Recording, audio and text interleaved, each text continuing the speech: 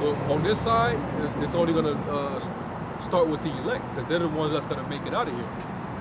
2/3, they're not going to receive that on this side, man.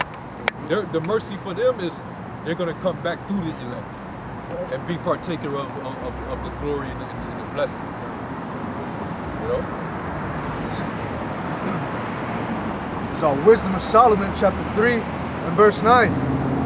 They that put their trust in him shall understand the truth, and such as be faithful in love shall abide with him. For grace and mercy is to his saints, and he had care for his elect. Right. That's what's so beautiful about the prophecy. It's so straightforward. Yeah. You know? That grace and mercy is really for the elect right now, man. It's 2 Ezra 16 and 63. Surely he knoweth your inventions and what ye think in your hearts, even them that sin and will hide their sin. Therefore hath the Lord exactly searched out all your works, and he will put you all to shame.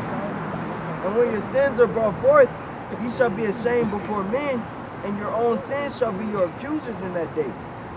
Yep. They're going to be your accusers. It's talking about his people, the sinners of his people, man. Matthew 24 and 29. Immediately after the tribulation of those days shall the sun be darkened, and the moon shall not give her light, and the stars shall fall from heaven, and the powers of heaven shall be shaken. And then shall appear the sign of the Son of Man in heaven, and then shall all the tribes of the earth mourn, and they shall see the Son of Man coming in the clouds of heaven with power and great glory, and he shall send his angels with a great sound of the trumpet, and they shall gather together his elect from the four winds, from one end of heaven to the other. Yep. He's gonna go around the earth and gather up, beam up all the elect, all right, into the chariot. So shall they ever be with the Lord, man. All right. So the Lord's gonna make sure he doesn't leave,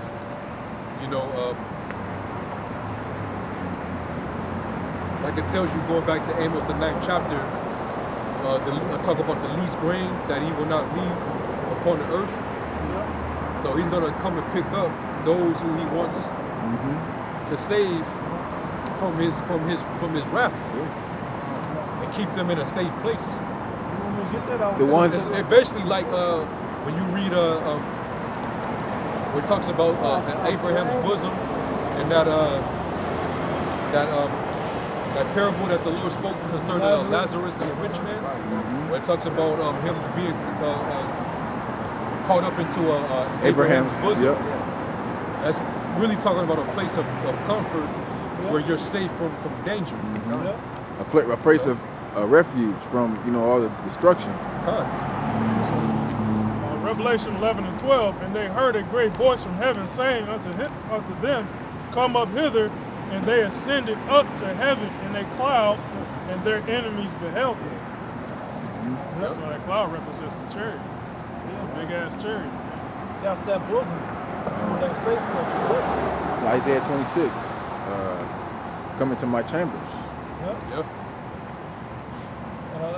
Revelation 18. Come out of her. Come up out of her.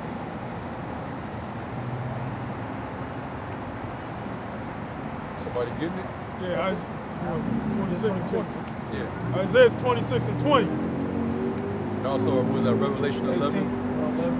Yeah, 11 and 12. Come, my people, enter thou into thy chambers, and shut thy doors about thee. Hide thyself, as it were, for a little moment, until the indignation be overpassed. Yeah, that's just like Noah's Ark. Once him and his family, everybody that was meant to make it got situated, and they got into the chariot and all the animals. The Lord basically had them shut it, and the Lord had it to where it was locked, where nobody can get out and nobody can come in. God, the Lord sealed the door. The Lord sealed it closed. So when the elect get in that chariot, and once the mouth of it closes up, that's it. Nobody's getting in. Nobody's coming out. Yeah. You know? I don't know nobody that want to go out. Hell no, 'cause, man, just that sight, man. Just to get delivered from all the shit that's going on around you, Yeah.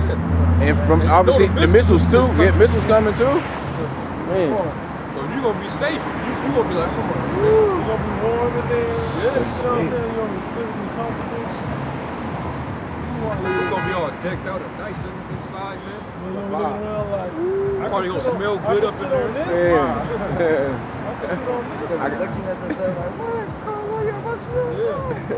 This is Revelation chapter 11, verse 12. And they heard a great voice from heaven saying unto them, come up hither. And they ascended up to heaven in a cloud, and their enemies beheld them. You just read that, yeah. Meaning what? They gonna look up at it. They gonna look at it. They gonna look up, and like it tells you that in Wisdom of Wisdom Solomon 5, yeah. They gonna be amazed at the strangeness of our Yes, salvation. huh? And that's when they're gonna be convicted in their spirit. When they know that they're not going up there, they know they finished. Yeah. They gonna be Come on. thinking, that's it. Ain't nobody else being up. Yeah. That's it. Revelation 18 and 4. Nobody read that, right? And I heard another voice from heaven saying, come out of her, my people, Jay. that ye be not partakers of her sins, and that ye receive not of her plagues. Yeah, man, that missile fire is a major plague that the people have to deal with. You want to be partakers of that. It's too hurt.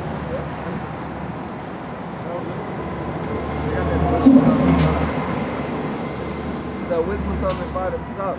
Then shall the righteous man stand in great boldness before the face of such as have afflicted him, and made no account of his labors. When they see it, they shall be troubled with terrible fear, and shall be amazed at the strangeness of his salvation. Hey, it also tells you that in 2 Ezra 13, that account of when the Lord comes back with the host of heaven, and it says that what the hell was that? Something shot across. That's you. But basically, when you go into the account of 2 Ezra 13, where Ezra saw the vision, it says that when he saw that big ship come, it said everybody that was up under him, everybody trembled. You know, everybody that saw him up under him, they all trembled. Man. So it's gonna be a certain amount of fear that's gonna be on the people when they see that happening, man. It's not gonna be like, I mean, even though they kind of put everything in that commercial, that Foot Locker commercial, but really, when it happens in real time, Right. in reality, these people they're gonna be shook, man. You know? It's a Wicked Greatness commercial. Yeah. For y'all that haven't seen it. They're gonna be terrified and amazed at what they're seeing. They're gonna be like, this ain't no movie, even though we've been seeing this in the movies, but now it's what they've been depicting in the movies. This shit is really happening. You know, All we of it, getting ready to get destroyed. Hey, but it's gonna be all of it though. Yeah. Hell yeah, man. Yeah, man. So read that part again, bro. Reads, when they see it, they shall be troubled with terrible fear, and shall be amazed at the strangeness of his salvation, so far beyond all that they look for. Yeah, all they gonna look at all these things that's coming upon the earth. You know, that's gonna be that dreadful sign in the heaven, man. You know, the sign of Yahweh Shai coming back with the clouds. You I know, read 13. these people they're gonna be terrified, man. They're gonna be in fear. It says heartsmen failing them for fear. So they're gonna be bugging out, man. I mean, you see how these people act now when they look at the chariots way up in the sky and they just be like, oh, you see that? Oh man, you know? Yeah, Jake bugging out and shit. You know? But just imagine when they all come down and fill the sky, man, and it gets dark. Yeah. That's gonna scare the shit out of these people, man. all that pride and all that bravado that these people got now, that shit's gonna go away. Down with the white man.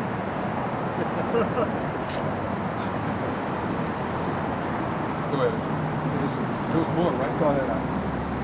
It says, and they repenting and groaning for anguish of smile. spirit shall say within themselves, this was he, when we had sometimes in derision and the proverb of reproach. We fools accounted his life madness and his end to be without honor. How is he numbered among the children of the Most High, and his lot is among the saints? That's what they're gonna be feeling about the elect, who they ridiculed and derided and mocked. Called them bums. Y'all been saying this, for years, man. Where's the promise of his coming? Scoffers. That's what they're gonna be saying in their minds, man. Self-conviction. Man, them dudes was right. Hey, that's when that moment's gonna play out. Then show that a prophet has been among you.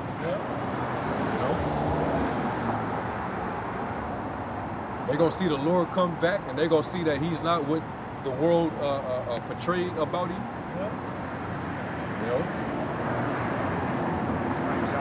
A lot of y'all gonna be confused too. But this ain't the Jesus that I know. This is not my Jesus. A lot of people are gonna think it's aliens. Yeah, this man is coming. Yeah. Esau is gonna he's already demonizing the chariots by calling them aliens and stuff like that. Now they call so them- when they come down, the people gonna be like, yeah, they're gonna be looking to Esau's military to fight whatever is Space invading Force. us. Trump's Space Force. That's a Proud ass motherfuckers, man. They all got it. Yeah. All right, can I read 13 to 29, the second Ezra? Huh? 13 chapter, 29 verse, second Ezra. Go ahead, read what you got. This is second Ezra, chapter 13, verse 29. Behold, the days come when the Most High will begin to deliver them that are upon the earth, and he shall come to the astonishment of them that dwell on the earth. So when the Lord come back, man, it's gonna be so much astonishment. It's gonna be utter violence out here, and you 2/3, man, that ain't repenting out here, man. Anyone that ain't repenting, man, the Lord is gonna destroy you. And there's multiple ways for the Lord to just do that. Read that verse one more time. This is second Ezra, chapter 13, verse 29. Behold, the days come when the Most High will begin to deliver them that are upon the earth. And he shall come to the astonishment of them that dwell on the earth. Basically, what's going to happen is people are going to be amazed. They're going to be perplexed. Hey, bro, give me that last battery.